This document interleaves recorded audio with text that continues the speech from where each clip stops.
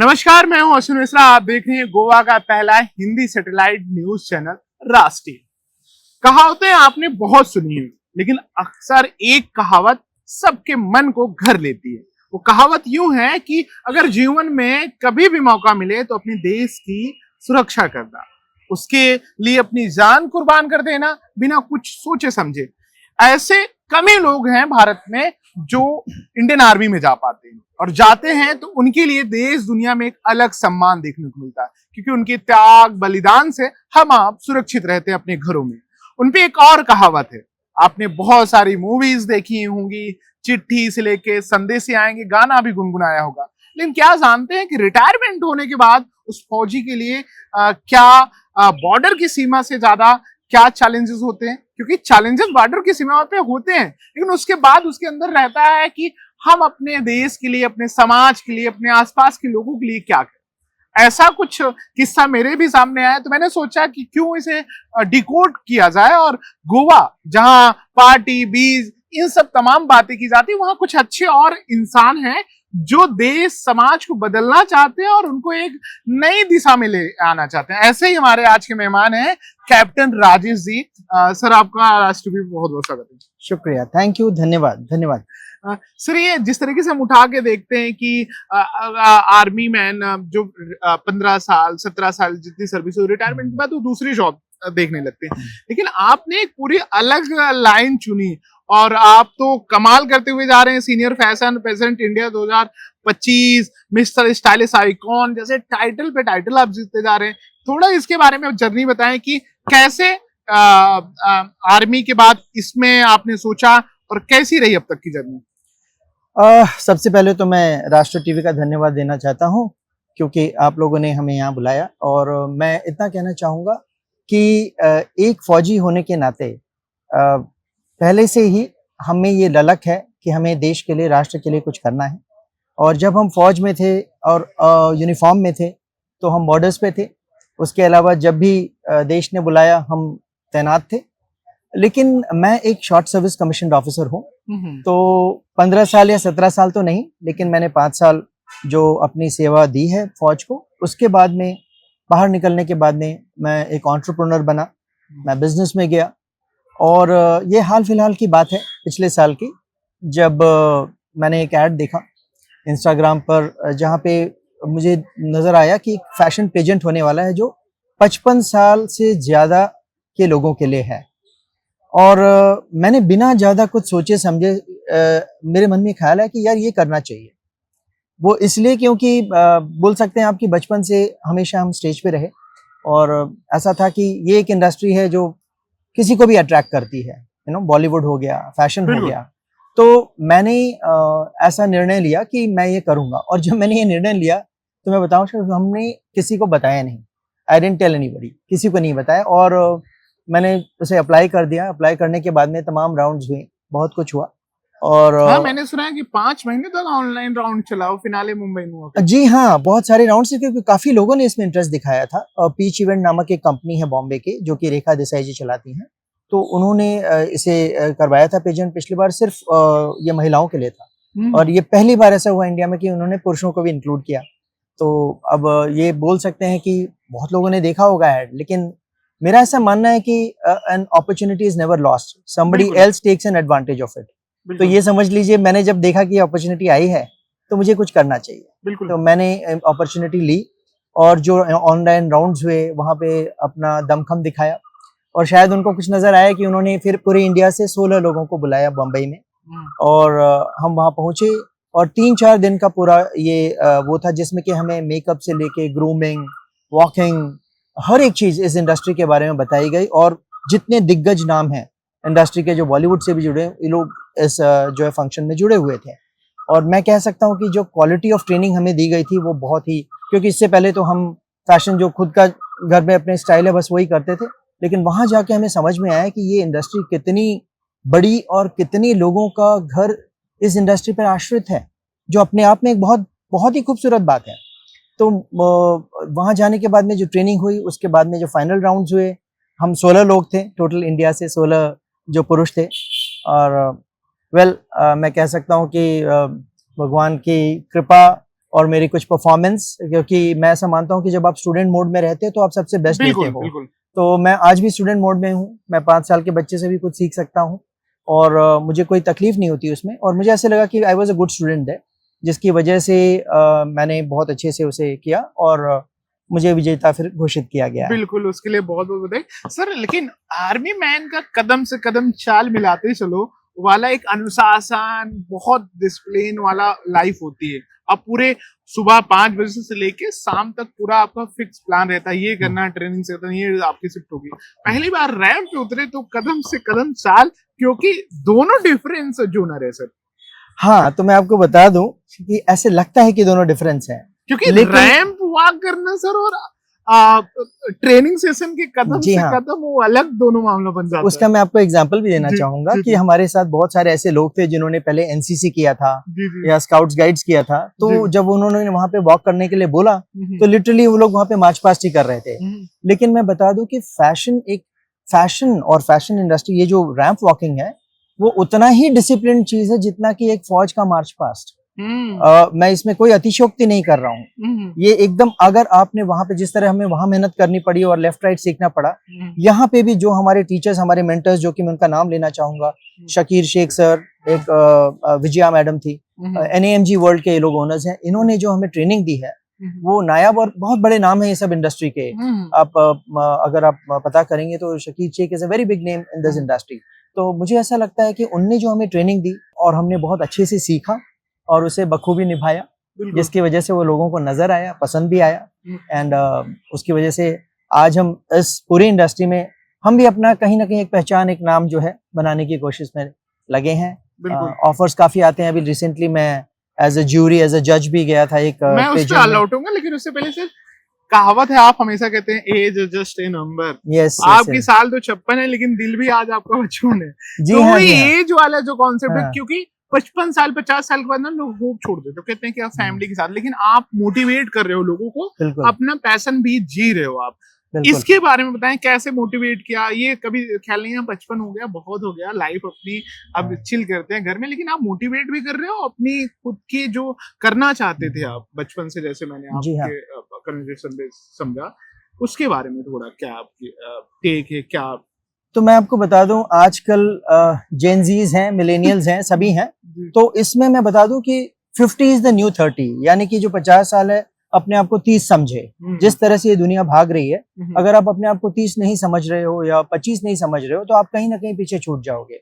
एक बहुत खूबसूरत लाइन है जो कि मैं खुद भी फॉलो करता हूँ और मैं आपको ये शेयर करना चाहूंगा कि जीवन की असली उड़ान अभी बाकी है, मेरे इरादों का इम्तिहान अभी बाकी है, अभी तो नापी है मुट्ठी भर जमी हमने, अभी तो सारा आसमान बाकी है। तो मैं इसी चीज में विश्वास करता हूँ कि age is just a number. और जो भी ये सोच ले कि भाई दुनिया क्या कहेगी, मेरे पड़ोसी क्या कहेंगे या घर वाले क्या कहेंगे, वो वैसे भी कुछ नहीं कर पाएंगे।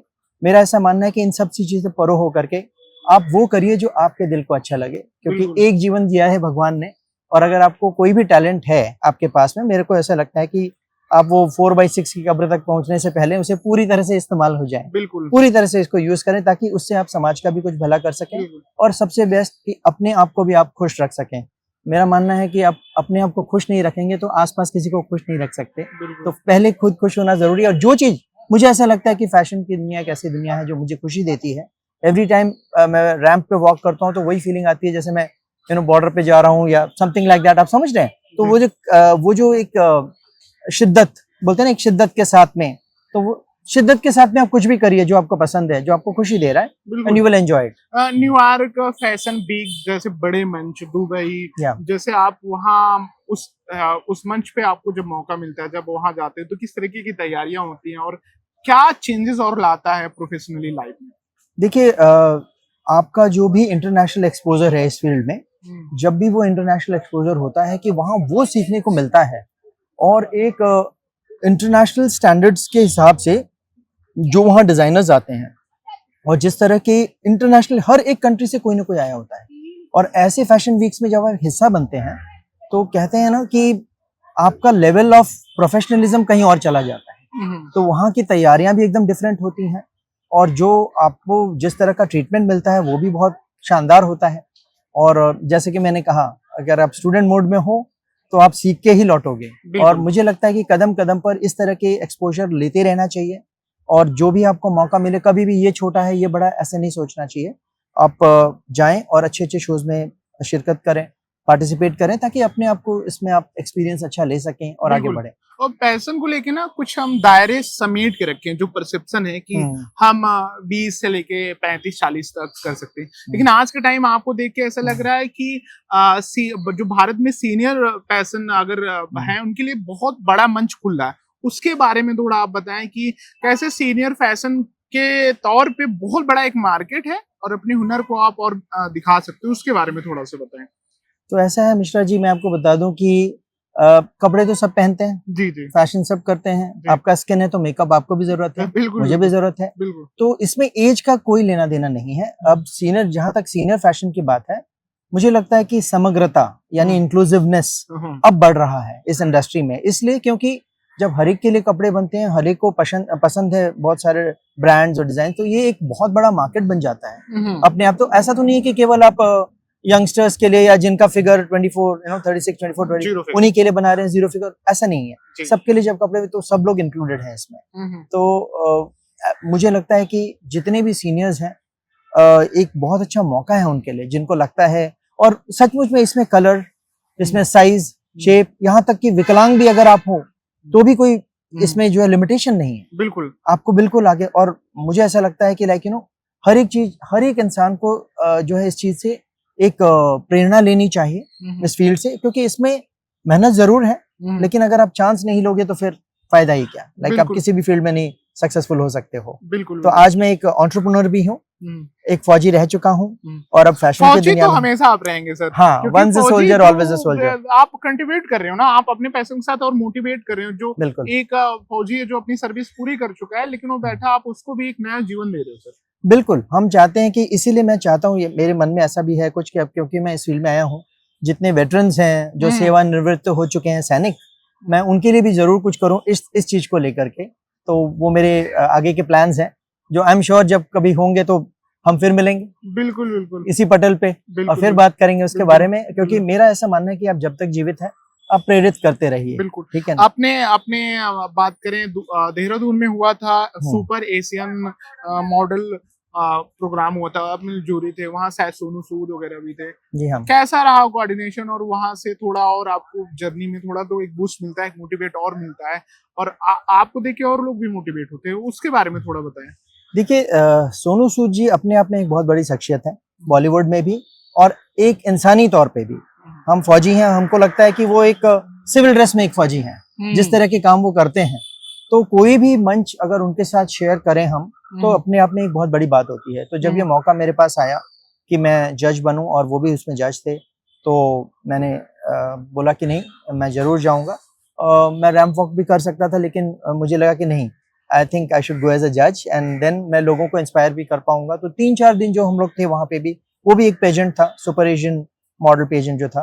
तो उसमें इतना अच्छा लगता है कि अब इंस्टाग्राम पे अगर आप जाएंगे मेरे, तो आप देखेंगे कि जो बच्चे वहां आए थे, उन्होंने मेरे पेपर कटिंग्स ढूंढ के निकाल के लगाए हैं, ये कहते हुए कि this man inspires us, age is no barrier. तो जब ये देखते हैं तो फिर खुशी होती है इस बात से कि यार, आपके रहने से, आपके एक थोड़े से एफर्ट लेने से इतने लोग उस पर असर कर रहे हैं। बिल्कुल। तो मुझे नहीं लगता है कि कि मुझे लगता है कि ये इस तरह के जब आपको मौका मिले तो आपको लेना चाहिए। और of course Sonu Sood sir को मैं बहुत ही थैंक्स बोलना चाहूंगा कि जो भी वो काम करते हैं वो बहुत ही प्रेरणादायक होता है। हम लोग भी उनसे प्रेरणा लेते हैं, एंड वो आगे बढ़ें, बहुत अच्छा करें, ऐसी मेरी इच्छा है। And it was a lovely experience overall, बहुत ही अच्छा लगा। अब ये आप उड़ीसा बेस्ड एक एनजीओ के साथ भी, जी हाँ, उसके बारे में क्या एनजीओ करता है और किस तरीके से आप उनको हेल्प कर रहे हैं सोसाइटी को उसके माध्यम से? हाँ, तो इंटरनेशनल ह्यूमन राइट्स डिफेंडर्स एक उड़ीसा के एक जो संस्था है, एनजीओ है।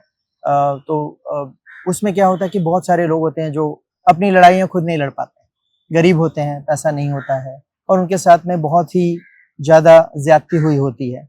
तो ये ऑर्गेनाइजेशन ऐसे लोगों का सपोर्ट करता है। कहीं भी समाज में किसी तरह की भी कोई विकृति हो, किसी के साथ कुछ बुरा हुआ हो, तो ये ऑर्गेनाइजेशन जो है जाकर के उनकी मदद करता है, उनके लिए लॉयर सेट करना, उनका केस लड़ना, इस तरह की जो काम करके उन लोगों के एक सामाजिक जो है बिल्कुल, वो मिलता वहाँ भी है। एक फौजी का मन जी हाँ। दिख रहा है कि मतलब सोसाइटी को कैसे हम अच्छा कर सकें, बेहतर कर हाँ सकें। जी, बिल्कुल। तो ये जो ऑर्गेनाइजेशन, वो एक ऑर्गेनाइजेशन जिसमें मैं नेशनल एडवाइजर हूँ। उसके अलावा गोवा लाइवलीहुड फोरम्स, जो कि गोवा बेस्ड एनजीओ है, उसके अंदर भी जब भी मौका मिलता है मैं जरूर जा करके कोशिश करता हूँ कि जो भी अपना बेस्ट दे सकूँ दे पाऊँ। बिकॉज मुझे नहीं लगता कि आप एक जरूरी नहीं कि आप एनजीओ का हिस्सा होकर के कुछ कर सकते हैं समाज के लिए।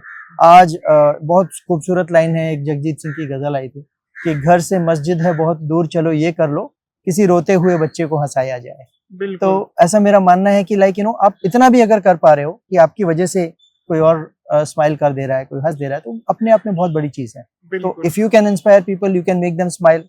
और क्या चाहिए, इसी तरह से समाज अच्छा बनेगा, ऐसा मुझे बिल्कुल, लगता ये है। तो मेरे सवाल थे, दर्शकों के सवाल थे। अब मैं जानना चाहता हूँ कैप्टन राजेश फ्यूचर में और क्या क्या प्लान कर रहे हैं, क्या क्या और सोसाइटी के लिए, अपने लिए क्या क्या लेके आना चाहते हैं, क्या पायलट प्रोजेक्ट हैं, किस तरीके से प्लान कर रहे हैं हम फ्यूचर में देख सकते हैं। चाहे आपने बहुत सारी इनिशिएटिव बताया जब हम आपका कैमरा बात कर रहे थे, और भी चीजें क्या है आप उसके बारे में थोड़ा विस्तार से बताएं। हाँ, तो जैसे मैंने कहा कि मैं एक एंटरप्रेन्योर भी हूँ।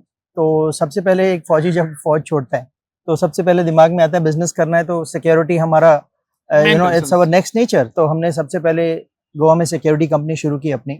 आज सिक्योरिटी कंपनी बहुत अच्छा कर रही है। और मेरी एजेंसी एक डीजीआर रजिस्टर्ड एजेंसी थी, जिसकी वजह से हमें बहुत जितने भी best of the best PSUs हैं हमने उनको सर्व किया, भले वो ओएनजीसी हो, बीएसएनएल हो, आईओसी हो, एचपीसीएल हो। तो वो एक कंपनी है जो मेरी अपनी जगह पे काम कर रही है, और उसमें काफी सारे जो हैं एक्स सर्विसमैन को भी उसमें मौका मिलता है, और उनके भी घर चलते हैं।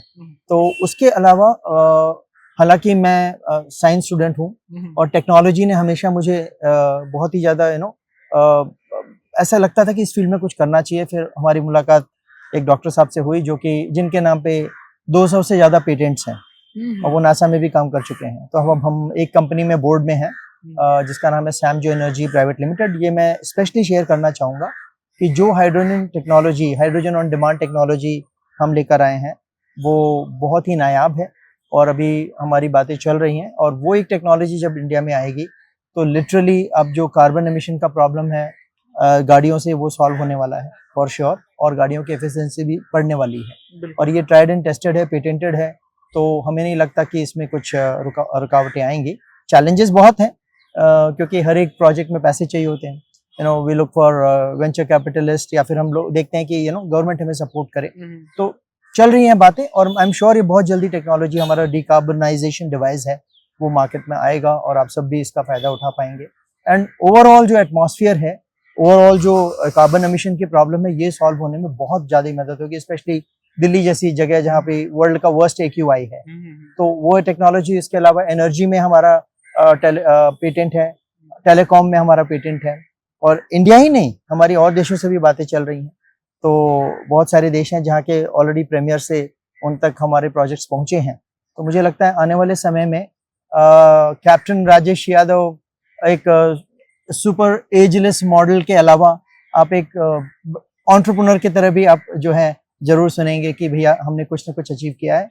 जैसे मैंने कहा कि मेरे एफर्ट से अगर 2 घर में भी चूल्हा जल रहा है तो एक अपने आप में बड़ी बात होती है। और ये बहुत बड़ी, ये ऐसी टेक्नोलॉजीज है जिनसे जो बहुत बड़ी प्रॉब्लम है आज जो है अनएम्प्लॉयमेंट की, तो ये जो है सॉल्व होगी। तो मेरा ऐसा मानना है कि आप जो भी करें, कुछ ऐसा करें जिससे कि समाज पे उसका डायरेक्ट असर हो और अच्छा असर हो। बिल्कुल। तो thank you so much sir, आप राज टीवी से बात किए, आपके मिशन को, आपके जो आपने जिस तरीके से इनिशिएटिव लिया उसके लिए बहुत बहुत बधाई, और ऐसे ही आप समाज को बदलते रहें, उनको हेल्प करते रहें। जी हाँ, जरूर। और जाने से पहले मैं जरूर कहना चाहूँगा कि मेरी जैसे जो इंसान होते हैं, जो समझते हैं कि जब तक आपकी सांस चल रही है आप कुछ कर सकते हो, उसके पीछे एक बहुत बड़ा रीज़न होता है आपका अपब्रिंगिंग, आपके माता पिता, आपकी फैमिली, आपके भाई बहन, आपकी पत्नी, आपके बच्चे। तो मुझे लगता है बोलते हैं ना, force behind what ever I do today, ये सब लोग हैं। मैं उनको जरूर ये श्रेय देना चाहूँगा, other than my friends and the society which has been friends and business associate जो है मेरे साथ में। लेकिन मेरी फैमिली का बहुत बड़ा रोल रहा है। मेरे सिस्टर्स हैं, मेरे ब्रदर हैं, मेरे वाइफ, बच्चे, तो they have been behind me and I think they inspire me. In fact अभी रिसेंटली बैंगलोर में था मैं, और हम एक जापानीज रेस्टोरेंट में खाना खा रहे थे, और मेरे बेटे ने बोला डैड अभी जो आपने शुरू किया है ना, ये आप पे बहुत सूट होता है, तो प्लीज आप इसे जारी रखिएगा, इसको छोड़िएगा मत। वी रियली लाइक आप इसमें ये एकदम something that is fit for you. तो ये बातें हैं, तो मुझे ये बोल करके मैं आपको भी अपनी बात रखना चाहूंगा कि हम जो आगे बढ़ रहे हैं उसके लिए धन्य होना चाहिए भगवान का और उस फैमिली का जो आपको हमेशा हमेशा सपोर्ट करती है। जी हाँ, बिल्कुल बिल्कुल। और आप फौज में रह के देश के सरहद पे तो आप सेवाएं दे सकते हैं, लेकिन उसके अलावा भी आपकी बहुत सारी ड्यूटीज होती हैं कि कैसे सोसाइटी में कंट्रीब्यूट कर सकें, चेंज कर सके। तो कैप्टन राजेश से बढ़िया उदाहरण गोवा में तो आप नहीं देखे होंगे। तो ऐसी बातचीत आपको और लेके आता रहूंगा। इस एपिसोड में इतना ही, बाकी खबरों के लिए देखते रहें राज टीवी।